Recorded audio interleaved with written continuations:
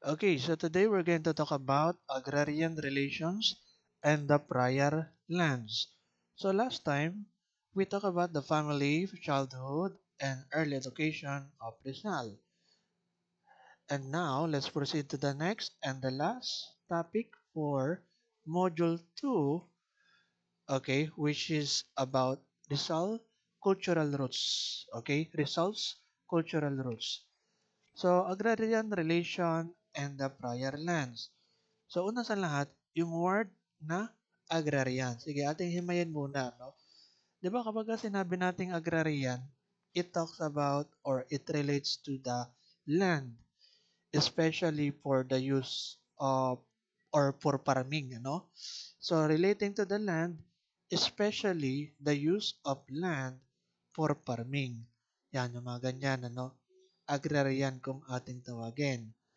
So, ngayon, nakalagay dito, agrarian relation and the prior land. Okay? So, history of the prior lands. Atin naman yung himayin, ano? Okay. So, the King of Spain became the owner of the land when the Philippines was colonized by Spain. He awarded lands in the form of haciendas for their loyalty to the Spanish crown. So, kumbaga natural ng panahon ng Spanish colonial rule ay pagmamay-ari, ano? Technically speaking, since sila yung nasa power, okay, since sila yung nasa rule, ano? Kumbaga, okay, during that time, ano? So, dun sa King of Spain, dun sa government, ano, ng Spain, ano, Spaniard, ano, Spanish colonial government, ay sila yung nagmamay-ari ng lupain, okay, sa Pilipinas, ano, during that time, ano, ng colonization period. Given na yan. Ngayon, meron tayong tinatawag na Spanish Conquistador.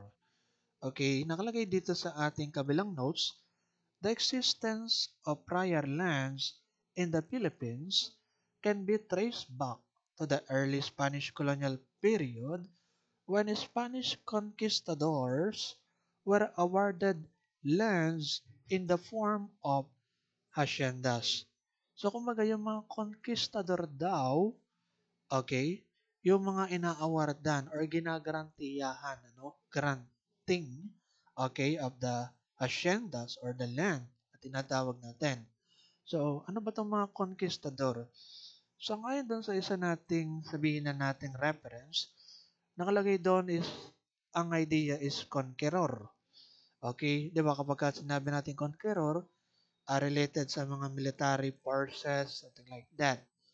Meaning to say, yung mga kapwa Spaniard, okay, and also, hindi ko lang kung ibang nationality na coming from other country na related to that, yung mga priors na Dominicans, Augustinian, okay, something like that, Franciscans, ano, okay, na ginagrant, okay, so, yung lupain, ano, sineshare dun sa mga tumulong, ano, sa mga Spanish colonial rule during the time of colonization. Ibig sabihin, dahil tumulong, alam ba, tumulong ka bilang ang kaalyado namin, ano? Okay, alam ba, Spanish colonial government ako, ano?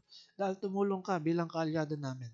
So, gagarantiyahan kita ng hacienda or parang lupain na yung hacienda kasi na binabanggit dito, yung malakihang lupain yan eh. Okay, hindi lang basta lupain. Okay? Now, that's the point ano ng ating sinasabi. And then dagdagan lang natin ano. So, dun sa isang reference, meron tayong tinatawag na Shenda system. By the way, 'di ba kapag sinabi ng Shenda nga, 'di ba? Parang una nating maisip yung sa balita dati na Hacienda Luisita, tapos kung ano mga hacienda. Ibig sabihin, malawak talaga lupain na, 'di ba, mansion na pinagtayuan yung lupain ganon or what ano. By the way, yung Hacienda Luisita, 'di ba, yun yung parang sa nagkaroon ng massacre or what, ano, na connected daw yung Aquino or something, or someone na ganon, ano, sa politika, ibang usap yon. Pero ang point lang, yung pinipick up lang natin yung hacienda, yung lupain na malawakan, ano, something like that. Now, the system, yung hacienda system, was marked by social and economic hierarchies, with landowners at the top and laborers at the bottom, often facing condition of debt and exploitation. Okay? Parang ganon, ano? Parang ganon, ano? Um, Sige, basahin ko lang muna yung iba pang or additional information about hacienda system. So, sinasabi, ang hacienda system, a lot of haciendas were used as mines, factories, or plantations, and some combined all of these activities.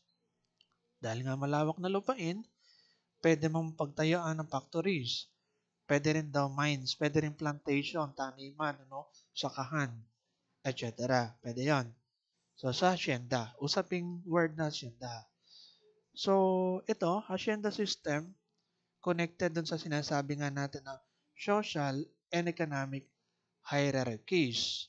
Okay, na itong hacienda system, actually, mamaya may term na inclinato system or inclino system na kumbaga closely connected dun sa idea din ng hacienda system. Okay? Kasi nga, merong binabanggit doon na may mataas, may naghahawak ng lupain, and merong mababa. Ibig sabihin, yung nagko-cultivate ng lupain, ano, para magamit yon. Okay? Or, I mean, para sabihin na natin mapaikot yung lupain in a way na pagtayo ng business or gawing business and kumita doon. Parang ganun, ma-maintain. Okay? So, yun. Mapakinabangan in short. Now, ito nakalagay approximately 120 Spaniards were granted either large tract of land called Sitio de Ganado Mayor or smaller tracts called Caballerias. Ating himayin, no? So dito nakalagay Sitio de Ganado Mayor and Caballerias. Ang Sitio de Ganado Mayor, sa ngayon sa ating na research, nasa 4,338. Take down notes na lang, 4,338 acres. Okay, yung equivalent ng lawak ng lupain ng Sitio de Ganado Mayor. 4,338 acres. Pero syempre, hindi ko kayo iiwan sa numerical value. Kumbaga, ang point ko is, papaliwanag ko sa inyo kung gaano kalawak yung ganong kalaki. Ano? Pagka tayo sabi ng something numerical values, hindi lang basta masabi lang natin, kundi dapat ma-picture out nyo sa mind gaano ba siya kalaki or something. Okay. Okay. Now, yung 1 hectare is equivalent to 2.5 acres. Okay? Parang dalawat kalahati. Yung isang hectare, ang equivalent niya, 2.5 acres. We're talking about acres. Dun sa kanina na 4,338 acres. Kasi ang common na naririnig natin, hectare. Okay, mas malaki yung hectare pala. So, ganun. Ibig sabihin, pwede nating masabing 2,000 hectare itong Sitio de Ganado. Okay, malapit dun sa ganong numerical value. Okay, yung Sitio Ganado Mayor. Ngayon, para ma-picture natin in our mind yung ganong kalaki kalawak na lupain. Kasi ang hirap kapag alam lang natin number. Ito ay kasing laki daw ng Peña Blanca Protected Landscape and Seascape. Maring hindi nyo alam yon. Pero, ganito ha. Itong Peña Blanca Protected Landscape and Seascape, pwede nyo nga research na rin kung gusto nyo on the spot, or right away. Peña, tapos Blanca, Protected Landscape and Seascape. So, ganito, 4,000 acres kasi yung equivalent nun. And, pagkakita ko, para siyang, parang small island. As in, maliit lang talaga na parang island. Yung parang equivalent ng ganong kalaki. Or masasabi natin parang forest, ganon, Malaki-laki rin, okay, in terms of tracts of land or lupain. Okay, malaking lupain, So, ganon na, para alam ninyo. So, imagine nyo na lang isang forest, okay, or small island, ano? So, ganun kalaki yung Sitio de Ganado Mayor. Siya ngayon dun sa ating pinagkuha ng reference. Okay? So, next. Okay, I hope nakakasabay tayo, no? Dito, pagka ganun pala kalaki na Sitio de Ganado Mayor, more on pwedeng, halimbawa, in terms of livestock, okay? 'Di ba ang hacienda is a large estate, ano? That were used then pwede rin for raising livestock and agricultural production. Ibig sabihin, pwedeng, ano ba yon? 'Di ba yung may mga ano, baka, cattle, ano, mga ganon, mga hayop, paghahayupan, kumbaga, ano, doon sa ganong lupa. So, ganon. And, ano ba, pwede rin mga horses, ano, okay? So, nagbi-breed doon sa ganong lupain, ano, something like that. Okay? So, at saka pwede rin, ano, farming, gano'n, etc. Ano? Pag ganong kalawak yung lupain. Sitio de Ganado Mayor. And then, next, smaller tracts of land is called caballerias. Sa caballerias naman, ang alam ko dito is ano, kung titingnan natin sa dictionary, di ko alam kung ito galing din dun sa word na caballero. Di ba, alam niyo ba yung caballero, yung ano siya, knight. Ibig sabihin, yung soldier nakasakay sa kabayo habang siya ay may sibat na dala or armas na dala. So, ang tawag sa kanya bilang soldier, knight, ano? So, kabalyero.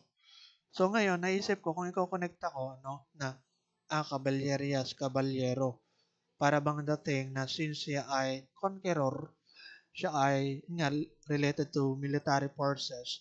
So, pinaglaban niya yung nasasakupan ng, pinaglaban niya yung sinasakop ng Spaniard, therefore, gagarantiyan siya ng lupain. Something like that. Okay, pero tinatawag nating smaller tract called caballerias. Okay? Parang ganun eh. Okay, kinonekta lang natin sa ibang term.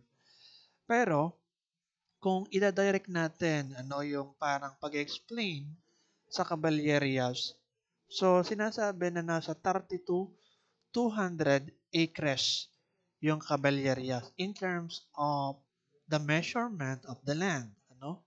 Okay? So, mas maliit syempre dun sa 4,338 na Sitio de Ganado Mayor. Ano? So, ito Caballerias, 30 to 200 acres. Okay? Around like that. Ano? Ngayon, para ma-picture out natin sa ating mind, ito ay kasing laki ng Araneta Coliseum. Ng Araneta Coliseum ay nasa 86 acres. Okay? So, ganun kalawak, ano? Yung lupain ng binibigay, ginagaran sa usaping Caballerias. Okay? So, ganun na. And then next, the Hacienderos preferred pala, sorry. The Hacienderos preferred the galleon trade due to its better economic opportunities. Thus, they failed to develop their lands. Parang mali ang pagkaka-wordings dito, no? Pero linawin natin sa ngayon dun sa mismong actual na nakalagay sa ating module. Nakalagay dito sa ating module para mas malinaw. However, the hacienderos, tao to ha, those who owned the haciendas failed to develop their lands. Okay, hindi nila nagawang i-cultivate, i-develop, palaguin, okay, paunlarin yung land, ano? Something like that. One reason is that the Spaniards were not expected to permanently stay in the Philippines. Kasi nga, parang ang dating is, ina-expect na ng mga Spaniard na hindi naman sila permanenteng titigil sa Pilipinas, ano? Parang ganun eh, ang dating sa ngayon dun sa nakalagay sa ating notes, ano? Many of them returned to Spain once they were done serving in the country. So, ang point kasi dito, yung mga ginawaran, ginarantiyahan, ano, ng lupain, na parang since napakinabangan na nila yung land, okay, pwede na silang umalis, and bumalik sa Spain. Something like that. Yun ang dating kasi, nung himig ng nakalagay dito. Also, the livestock market during this time was still small. Thus, the galleon trade based in Manila appealed more to the Spaniards because it offered better economic opportunities. So may nakalagay dito na galleon trade. Parang yun nga, prepared nila yung galleon trade over sa mga ganyang mga lupain na pagkukultivate, pagdedevelop. Kasi nga, mas may opportunity sa galleon trade. So, nung panahong una, nung na-open up itong galleon trade na 250 years, ang itinagal. Pagkakatanda ko, connected siya, yung Asia, sa Amerika. Okay? So, galleon trade, specifically, yung Manila sa Acapulco, Mexico, in which nagkakaroon ng exchanges of goods, okay, nagkakaroon ng trading, ng mga, let's say, porcelain, um, spices, silk, at saka yung mga luxury items. Basta yung something na mamahalin. Ibig sabihin, ang point dito is more on exportation, Yun yung parang gusto ng mga Spaniard. Exportation or importation, pero more on kasi. Ano lang nga kumbaga sa exchanges naman, exportation, importation, Diyan naglalaro, Okay? So, anyway, dagdagan lang natin ha. Dito, when the export, dito pala muna sa unahan, the Spanish friars were able to acquire land through whatever means available to them. According to sources, lands were donated to the friars in exchange for spiritual favors. Spiritual favors. Many people believe that the friars had no titles to the lands they owned because they acquired them through usurpation and other dubious means.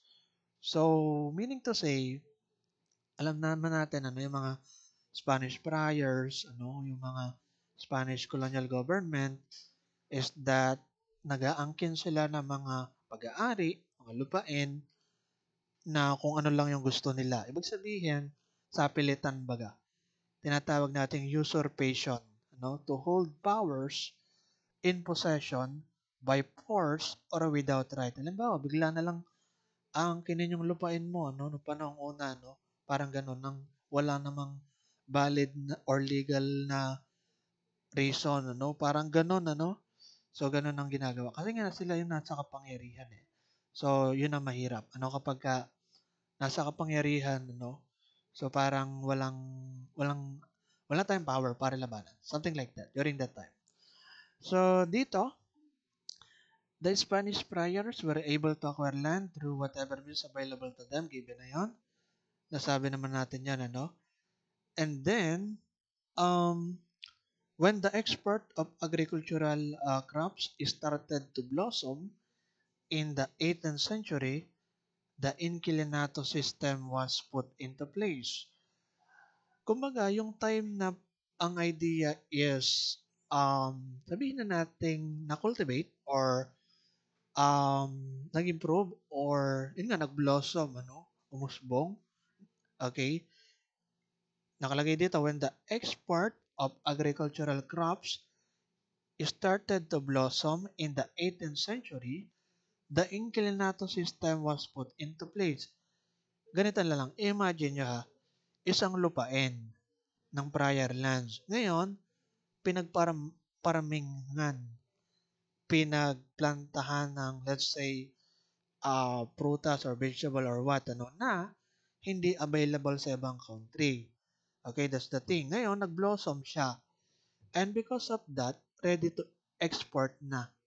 Ibig sabihin, ipagbebenta sa ibang country para mas kumita sila, Parang ganon. More on exportation kasi yung mga Spaniard pagkakalam natin. Okay? So, when the export of agricultural crops started to blossom in the 18th century, dyan na ngayon papasok yung inclinato system or inclino system. Okay, in this system, one who rented land for a fixed annual amount is the inquilino.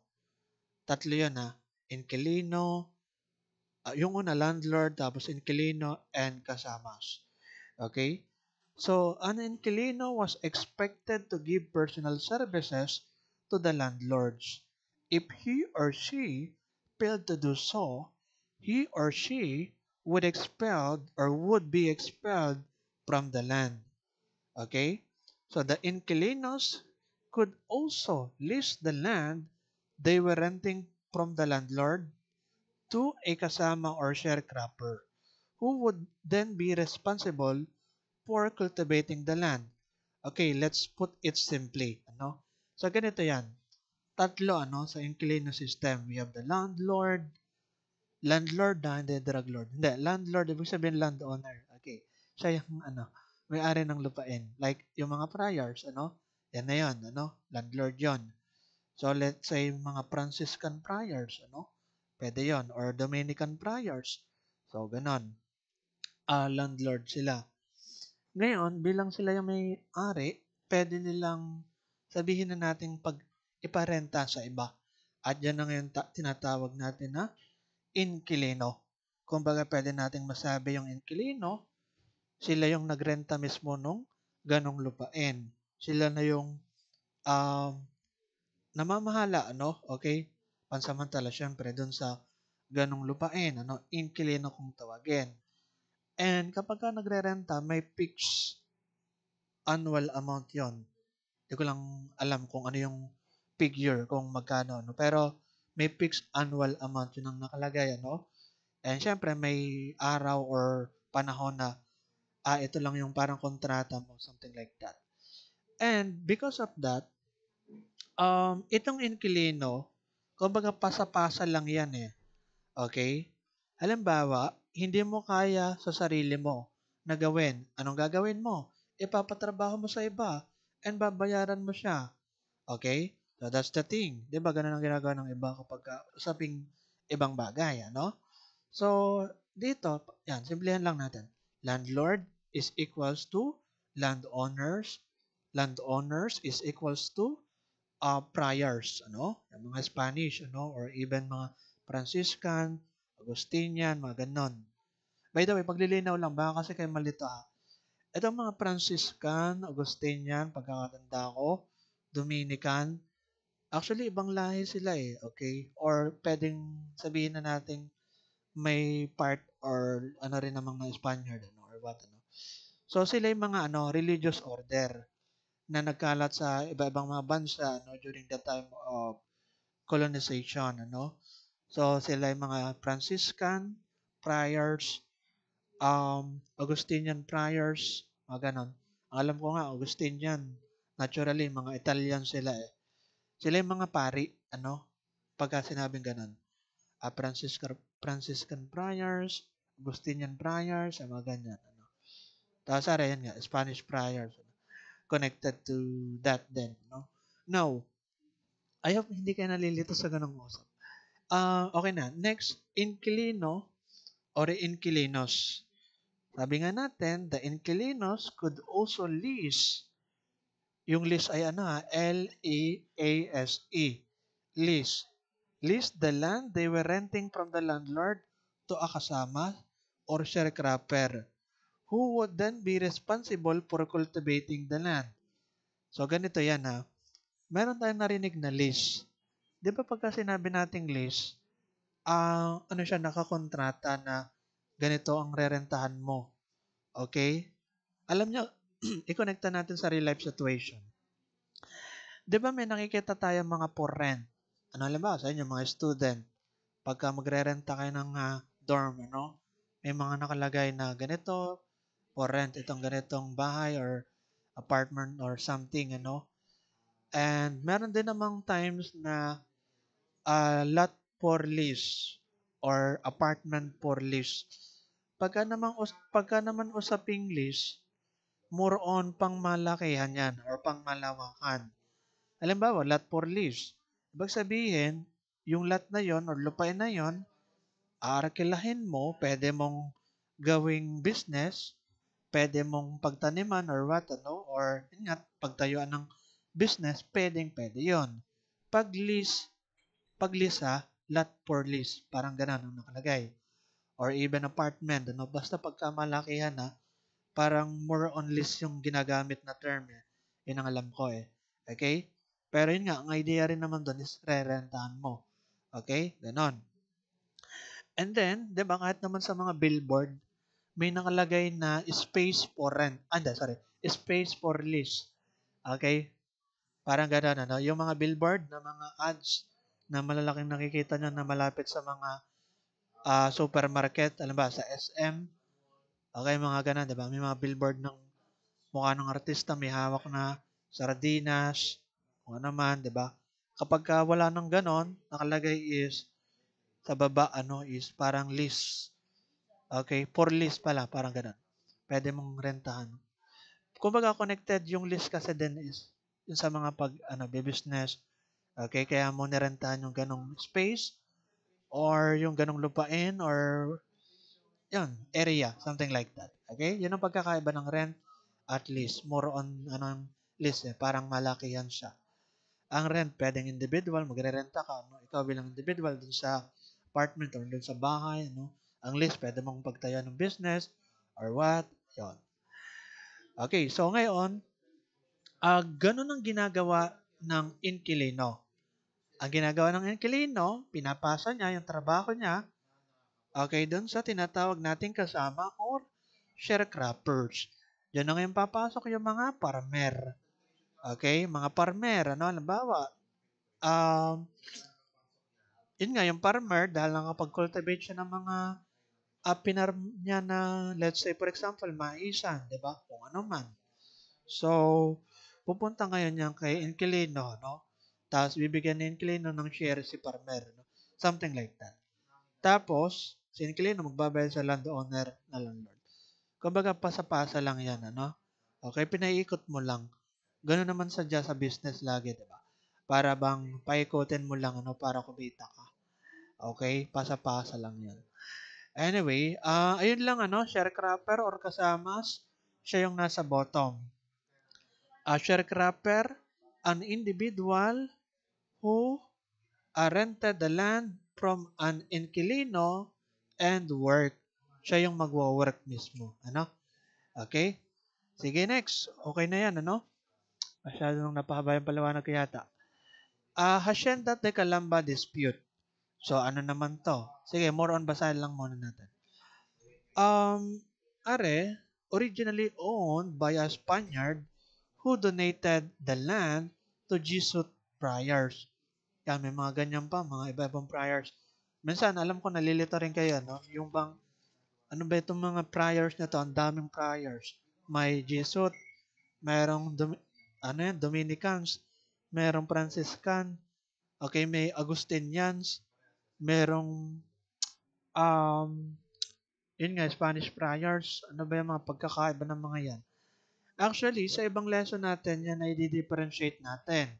Pero ang common sa kanila, pagka sinabing friars, fraile. Connected sila sa mga priest or sila yung mga pari, ano, religious order on that particular na sangay, ano, kung ano man. So, next, dito, ano, the hacienda went to the Spanish colonial government when the Jesuits were expelled from the Philippines. Okay. The land was sold to Don Clemente de Asanza. Parang ito yata ang pinakaunang history na ownership kasi ng mga priors, mga Spanish, Spaniard sa Pilipinas. Parang ganito yung pagkauna na history, no? So the land was sold to Don Clemente de Asanza in 1803 and after his death was eventually sold to the Dominicans or ito yung Dominican friars who claimed ownership of the hacienda until the late 19th century. Okay? Medyo malabo, ano? Anyway, pero sige, basahin natin. Land ownership disputes in the Hacienda arose in 1887. Ibig sabihin, nagkaroon ng parang conflict. Di ba kapag sinasabi natin conflict, pag sinasabi natin dispute, parang related yun sa may conflict or argument or something na kailangang i-resolve, ano? So, land ownership disputes are related sa pagkiklaim, ano? Something like that. Kasi nga, merong conflict in the past, ano? Ngayon, i-claim. Okay. Related sa dispute yung sinasabi ko, no? So, land ownership disputes in the Hacienda arose in 1887 between the Dominican friars and the tenants who defaulted in paying their rent due to poor harvest. So dahil nga hindi na-cultivate yung land, okay, so automatic na mapupunta doon sa pinanggalingan. Parang ganun eh. Yun ang pinaka-point dito. Nakalagay is between the Dominican friars and the tenants who defaulted in paying their rent due to poor harvest. Okay, ganun naman kahit sa anong business. Alam ba, nalugi ka. Yung nirentahan mo nalugi. So, syempre, ikaw, bilang business owner na lugi ka, ay nagrenta ka. Kumbaga, mapapabalik syempre doon sa pinagrentahan mo yung mga, ang tawag dito, iyong ininvest, ano? Kasi nga nalugi ka eh, sayang. Parang ganun. Hindi napakinabangan ng ayos. That's the thing, ano? So, may mga ganun point talaga. So, anyway, next. History of the prior lands. Ito na pala last, ano? Sige, last na to. History of the prior lands. Actually, ito na yung connected kay Rizal eh. Okay? Siya bilang inquilinos. Yung kanilang family, ano? Inquilinos. Rizal's family became one of the principal inquilinos of the hacienda. They rented one of the largest leased parcel of land measuring approximately 380 hectares. So pagkakalaki noon, ano? Nasa 700 plus acres yon. Okay? Itong 380 hectares. Okay? Something like that. So, ibig sabihin, hinahandle ng family ni Rizal yung mga malawakang lupain. Okay? Hacienda, no? So, ganun, ano, kalawak. 380 hectares. So, kaya nga kung mapapansin ninyo, yung family ni Rizal is mayaman or may kaya talaga. Kasi nga, yung kanilang family is merong mga lupain kasi na pinagrerentahan or nirerentahan nila mismo, then pinarerentahan, something like that. Kumbaga pinaiikot nga eh, di ba? Ganun sa business. So, saan nang galing yung lupain yun? Di ba? Maaring yun nga, sabi nga natin, sa ancestor, nagpasa-pasa sa henerasyon, ano? Okay? So, yun. Something like that. Um, their main crop was sugarcane. Since it was the most in demand in the world market then. So, kumbaga, ang pinaka-product nila na, let's say, pina-farm doon sa lupain na meron sila is sugarcane. Ibig sabihin yung sa Tagalog, tubo. Ang tubo is, ano siya, di ba? Yung parang grass. Grass kasi ang pagkaka-term sa dictionary. Yung tubo, tubo, grass ba yun? Yung parang something like that na para makapag-produce ng sugar, i-manufacture pa yan kung ano mang dadaanan yan, na machine. Okay? So, basta ang idea, sugarcane, para makapag-produce ng sugar. Okay? Kasi nga, yung ibang country, salat doon, sa mga sugar, something like that. Ina-export, galing dito sa country, papunta sa iba. Yun nga, yung tubo. Okay? I-manufacture para maging sugar, no? Yon. And then, the family got their income mainly from the land they rented. Yun na nga yun. Okay, sige, last. Ito, nakalagay dito. Basahin ko lang, no? The Rizal family got their income mainly from the land they rented. Given na yan. However, when conflicts on land ownership in the hacienda arose in 1883, the family evidently suffered. Ganito kasi nangyari dyan eh. Pagkakatanda ko based sa history. Yung family ni Rizal, si Pasiano, no? ang kanyang tatay din, ni Rizal, hindi nakabayad habang nasa ibang lugar si Rizal. Nasa ibang bansa yata or ibang place yun. Pagkakaalam ko nasa ibang bansa si Rizal during that time. Ay hindi nakabayad ng tax, or something like that. Ngayon, inangkin ng Spaniard yung uli, kumbaga, yung kanilang lupain because of that. Parang ganun eh. And because of that, parang, ayun, nakapekto sa financial condition ng kanilang family. Kaya walang mapa, sabihin na natin, may patustos doon sa kanyang pagpapublish ng libro because of that. Kumbaga, nung una, nakaka-travel-travel siya kasi nga dahil nga doon sa business nila ng mga lupain, okay? Pero dahil nga nagkaroon ng conflict, dispute, 'di ba may tinatag tayong Hacienda de Calamba dispute, sa Calamba, sa kanilang hometown, okay? So nagkaroon doon ng conflict, dispute. So because of that nga is 'yon, nakaapekto kay Rizal, during that time. So ayun yung base sa history, okay, in connection to Rizal. So history of the prior land at saka yung una nating nabanggit, Hacienda de Calamba dispute, 'yon. So yun lang yung ating discussion. Medyo pinahaba ko lang ng konti, So I hope na meron tayong bagong, syempre, napulot na knowledge about this.